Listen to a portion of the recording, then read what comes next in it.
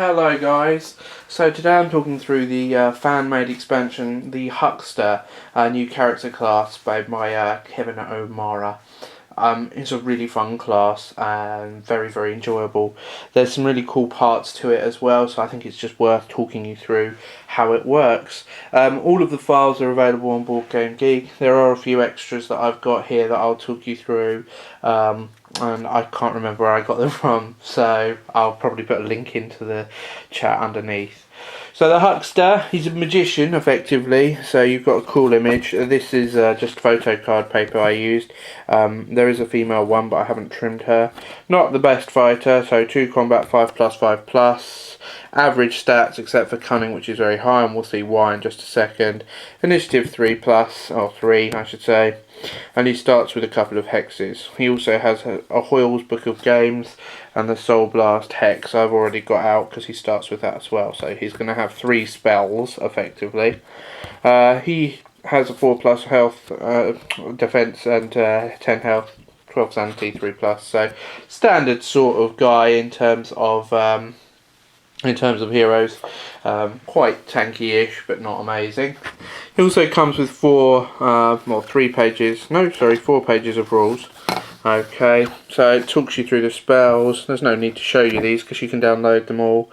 You do this thing called a hex slinging roll, which we'll demonstrate in just a second. So that's cool. You have the stats, so you've got ace, pair, jacks, just explaining what they are. Full house, 4 of a kind, straight flush and royal flush are not used. The best hand you can get in the game is the flush. If you don't get a hand, or you draw a joker, then you're going to have some horrible monster possess you, which can cause lots of nasty stuff. Lose 1 cunning, get a madness, d6 sanity, d6 wounds, or d6 corruption. That kind of sucks, and you do get hurt a lot. He's a bit of a feast or famine type character. Bit more sort of stuff, 3 different upgrades, and again I'll show you those in proper detail later on, and then a bog standard sort of levelling up guide. Where I think it really shines is the upgrade tree. So you're going to get more spells every 1 and 3 tiers, so that's cool. There's some really nice ones, so like the occult line, it lets you get more dice in the other world. It means that you can avoid backlash. You don't have jokers cause backlash. Joker's a wild card, but also it always hurts you. And if you draw a joker, you auto succeed. Now I suppose there's 52 cards in the deck, so you're drawing 5 if you're successful, just like a normal poker hand. So there's a 1 in 10 chance of doing that whenever. The other one I like, and we'll see why, is the Trickster line, because his final one is no hands. You can sling a hex without using hands, and hands are your big resource with the Huckster. There are plenty of minis out there to be used for him, but I've got this guy. He paints up quite well. I mean, he's not stunning or anything, but he's quite cool. I'd say he's about on par with the heroes. Doesn't quite marry up to the size, if we're going to be honest. He's a bit short. If I just zoom in there and compare my you can't really see her, but my saloon girl, she's ever so slightly taller, unfortunately, but hey, there's no harm in having a midgety sort of guy. I'm a short ass myself, so I can relate to the poor guy. So that's the mini. There is, and it's linked on the main website, on the main sort of thread on BGG. There is a printer studio link for the Huckster's abilities, and that comes with 3 ability cards, a whole host of hexes, so loads and loads of hexes, 2 pieces of starting gear, and a backlash shortcut card, which is cool. So his starting abilities are Old Hand, my favourite. Spend a grit to get 2 free raises. We'll see what they are in just a second, and you can use that afterwards, and you can do that twice per hex.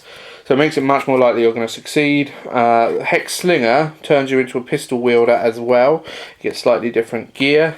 And then Arcane Prodigy, you learn a hex every level instead of levels 1 and 3, and you get more XP. All very good abilities. With some of the real heroes, I feel like I'm not that interested in some of them. I never choose them, but hey, I think some of those are really cool. So, the starting stuff, Hoyle's Book of Games, so it gives you +3 dice, and we're going to see what that means. It's effectively like a bump to cunning, 3 cunning. It's got 2 upgrade slots, it does use a hand. Spell Focus is an upgrade, and you can attach it to a gun. Okay, and it gives you 1 hex-slinging dice. I don't believe it's clear about what happens when you trade that gun in. I think you can unattach it, because there are no other sort of things for the Huckster, obviously. The game has not been built with the Huckster in mind. The hexes are really cool. Now this is where this hand resource comes in. So Soul Blast, your main hex. Choose 1 enemy within range and take a critical hit dealing D3 wounds. But it uses a hand. So if I'm using Hoyle's Book of Games, that is my full hand count gone. So you can either cast a very powerful spell with no help, or you can cast this sort of spell with a 1-hand spell with help. That's why the no hands ability is so cool, because it gives you another hand effectively to use. And if you ever get a prehensile tail or whatever it's called, that's mega cool on him. You really want that mutation. If you get an ace, you do D3, 1 pair D6, 2 pair D8, triple D8 plus 1, 2 and 3. So it gets better and better, and it has an XP. You're always given that. You then choose, you draw 3, choose 1, and then draw another 3 and choose 1. So you are looking at 6 cards. But they're cool. This one bumps move. This one allows re-rolls. This one means everyone gets grip back. This one means everyone on a tile takes 1 hit. So this is a couple of interesting things. It cannot be used if you didn't move. So all of these can be used whenever, but the ones where you have to move, they have to be, or you can't have moved, they have to be on your turn. Also, it requires 2 hands, so I'm not going to be able to use my Book of Games if I'm doing this. And 1 pair is a success. It's harder to get a success, but yeah, I mean, every enemy taking, if you get a straight, 2 hits with 2+ damage, that's pretty cool. You can't argue with that. So that's cool.